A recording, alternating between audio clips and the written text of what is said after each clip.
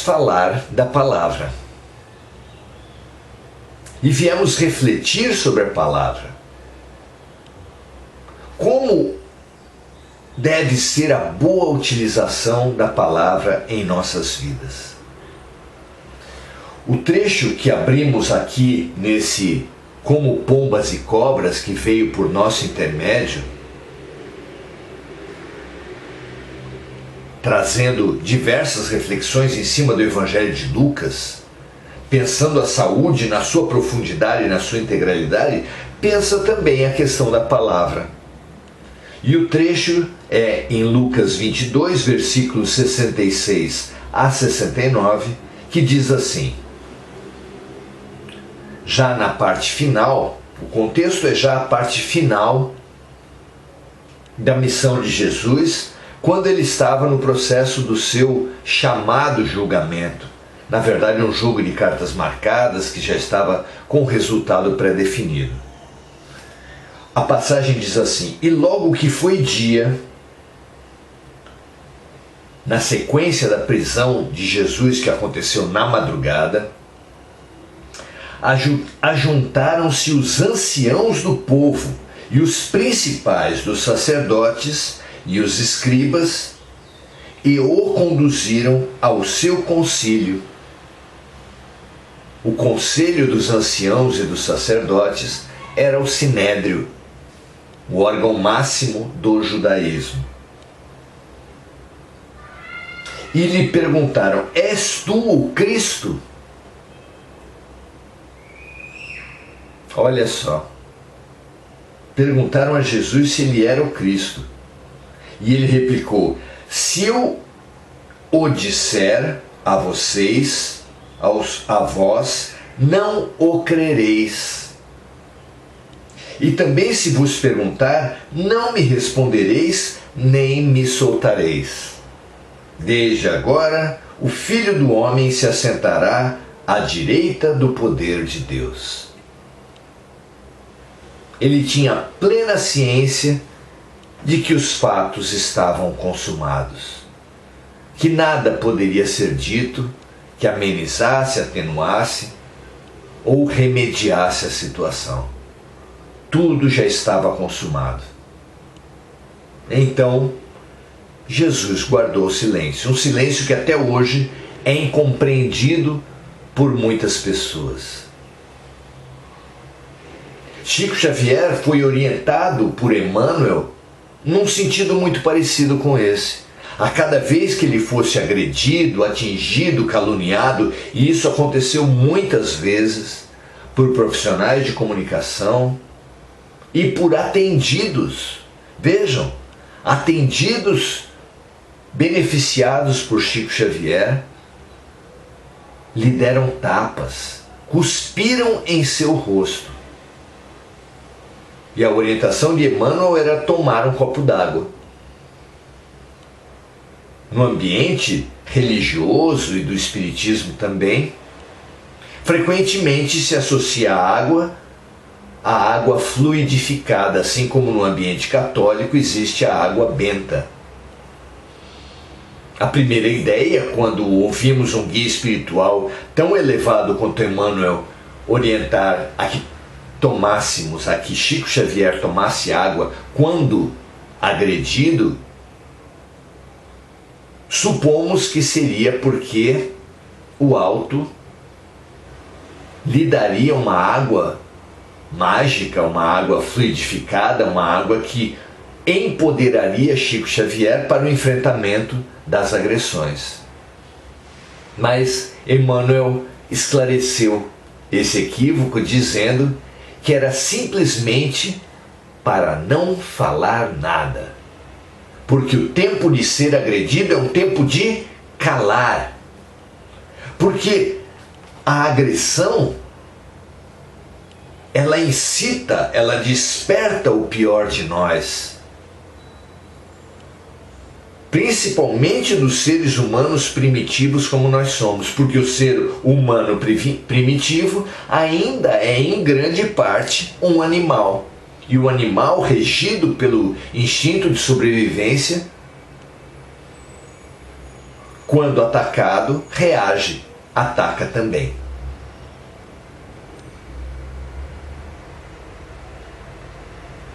Conhecedores dessa tendência, conhecedores de nós mesmos, conhecedores do animal que há em nós, ouvindo mesmo a advertência dos sábios da antiguidade que através das esfinges nos desafiaram: decifra-me ou devoro-te,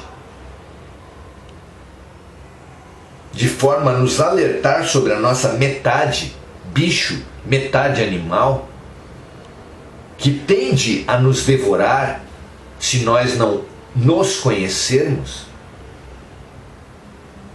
De posse dessa lucidez e desse patrimônio, nós também devemos calar quando agredidos. Claro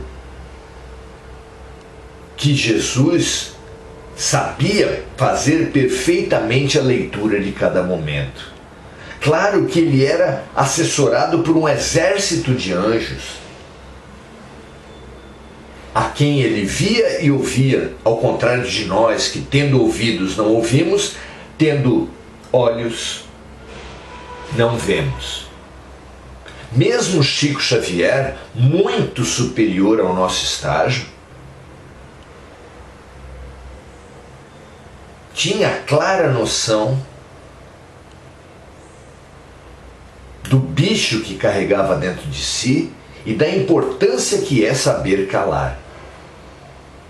Nós ainda não sabemos a importância de calar. Sequer sabemos que há um tempo de falar e um tempo de calar. Ainda não suspeitamos que o momento da agressão desperta o bicho em nós, desperta o animal em nós, desperta o instinto, nos faz atacar, nos faz prejudicar os outros, atacar os outros, devorar os outros e devorar a nós mesmos, porque ainda não nos deciframos e ficamos entregues ao devoramento mútuo que caracteriza o animal, o mundo animal, o império animal. Porém, estamos avançando. A nossa humanidade está avançando sobre esse estágio de expiações e provas, marcado pela dor, que fomenta pela nossa violência, fomenta a dor nos outros e em nós. Nós estamos avançando sobre o nosso animal. E já podemos, nos estudando, verificar, levantar, inventariar o quanto temos perdido por fixarmos-nos no animal e vislumbrar o uso da palavra para a luz, para o homem em nós, para o Deus que habita o fundo de toda criatura. Nessa passagem de hoje, o comentário que nos foi inspirado vem no seguinte sentido: diálogo é remédio que dilui mágoas e culpas. Disputa é veneno que as concentra. Limite tênue entre diálogo e disputa, não é? A intenção, a entonação, a emoção, a dose de cada palavra muda não apenas seu significado, mas o sentido de relações e vidas. A palavra mal colocada gera mágoas, culpas, guerras que se arrastam por vidas inteiras, não é? Boa comunicação, ao contrário, exige autoconhecimento, conhecimento do outro, uma boa leitura do estado de espírito dos nossos interlocutores, de quem está à nossa volta, e boa vontade. Ah, como é suave ou quando é tempo de ser firme, como é, apesar da firmeza, doce a palavra da boa vontade. Só assim, com autoconhecimento, conhecimento do outro e boa vontade, perceberemos o ritmo, o tom, a música de cada palavra, que além de um jeito certo de falar, há um tempo certo de calar. Falar em tempo de calar. Calar em tempo de falar são agressão e omissão. Dois erros importantes nas nossas vidas. Duas violências. Além das palavras que infelicitam a humanidade, há palavras benditas que nos iluminam. Para isso, são essenciais ouvidos que as distinguam, acolham e transmutem a favor do serviço e da fraternidade. Porque palavra pode sim e frequentemente é colocada a serviço da fraternidade. Mas para isso, precisamos da compaixão, da empatia, do colocarmos-nos no lugar dos outros. Parafraseando a regra de ouro de Jesus, nós podemos dizer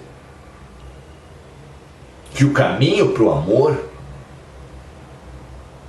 é falar ao outro o que, como e no tempo que gostaríamos que o outro falasse conosco. Não é uma regra de ouro para a nossa comunicação e para todas as nossas relações, já que quase todo problema humano é também um problema de comunicação? Quase todo problema conjugal, problema familiar, problema político. Quase todo problema humano é também, e às vezes principalmente, um problema de comunicação. Então, aprendermos a usar a palavra, falando no momento certo, com a entonação certa, ou mesmo calando quando for tempo de calar, especialmente quando somos agredidos, é uma habilidade fundamental. Porque se a palavra tem sido, e tem sido tão tristemente, gasolina nos nossos incêndios, propagadores de agressões, ferimentos, sensibilizações, guerras, a palavra também tem sido reconciliação, perdão, gratidão, compaixão, fraternidade. Pensemos isso. Se a tarefa para esse momento nosso é a autopacificação, e é isso que Jesus nos revela ao dizer: bem-aventurados os mansos, porque herdarão a terra. Se a paz feita em nós, nas nossas mentes e nos nossos corações é tão importante, um dos grandes sinais, uma das grandes habilidades de autopacificação é, sem dúvida nenhuma, a palavra. Vigiemos nossas bocas e ressintonizemos nossas bocas, nossas palavras com a luz, vigiando e orando para que ninguém saia de perto de nós sem uma injeção de esperança, sem uma injeção de ânimo, sem uma injeção de alegria, sem uma injeção de boa vontade. Pensem isso, amigos e amigas, porque os tempos precisam disso, porque nós precisamos disso, porque os outros à nossa volta precisam, como nunca, de palavras de leveza, de alegria, de perdão, de compaixão, eventualmente mesmo de advertência, mas sempre com boa vontade. Um grande abraço a todos, muito bom estarmos juntos. Pensem, prestem atenção nas palavras que saem da sua boca. Elas determinam certamente se você estará no campo da doença ou da saúde, da paz ou da guerra. Muito legal, André Salvatore, Ju Passos,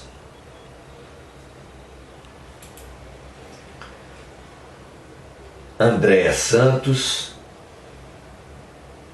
Paula Fernandes. É muito bom estar com todas vocês aqui juntos, aprendendo uns com os outros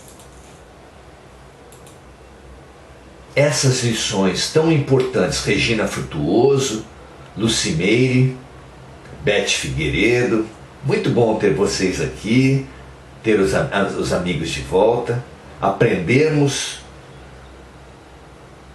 nos pacificarmos, nos habilitarmos para esses tempos tão importantes, onde a paz é a lição central.